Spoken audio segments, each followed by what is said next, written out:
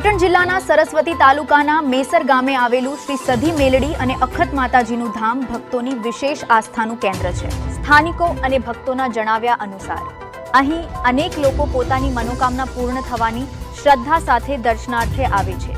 આવી જે એક ઘટના બનાસકાંઠા જિલ્લાના દિયોદર તાલુકાના રરિયા ગામના વતની પટેલ રમેશભાઈ રત્નાભાઈના પરિવાર સાથે જોડાયેલી સામે આવી છે। પરિવારના જણાવ્યા અનુસાર રમેશભાઈ લાંબા સમયથી લગ્ન સંબંધોમાં આવી રહેલી અડચણોને લઈને ચિંતિત હતા। અનેક પ્રયાસો છતાં સગપણ સંબંધો વારંવાર તૂટી જતા હતા। તે દરમિયાન તેઓ મેસર ગામે આવે મા સધી મેલડીના ધામે પહોંચ્યા અને માતાજીના ચરણોમાં પ્રાર્થના સાથે બાધા લીધી હતી। પરિવારના દાવા મુજબ થોડા સમય બાદ તેમનું સગપણ નક્કી થયું અને બાદમાં ધામધૂમથી લગ્ન સંપન્ન થયા હતા।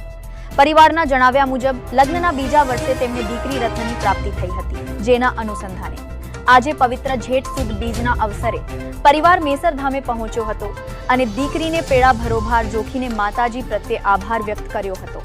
આ પ્રસંગે મંદિર પરિસરમાં ભક્તિમય માહોલ જોવા મળ્યો હતો। મોટી સંખ્યામાં ભક્તોએ દર્શન કરી આશીર્વાદ મેળવ્યા હતા, જ્યારે પરિવારે માતાજીના ચરણોમાં શીશ નમાવી પોતાની શ્રદ્ધા વ્યક્ત કરી હતી। કઈ ગામના વતની હતી ભાઈ? દિયોદર તાલુકાના રૈયા ગામ। બરાબર। અહીંયા માતાજીને શાને બાધા માટે આવ્યા હતા? બરાબર। હા, અને બાધા પછી દયાથી સગપણ બી થઈ ગયું અને બેબલીનો જન્મ થયો। હા, બરાબર। આજે જોખમ હતું। બરાબર। બેબલી આજે 6.5 મહિનાની। બેબીને છે ને બારોબાર જોખવામાં આવી કેડા બારોબાર અહીંયા મેસર માડી રામીન મેસર માડી ગામ। આપનો પરિચય?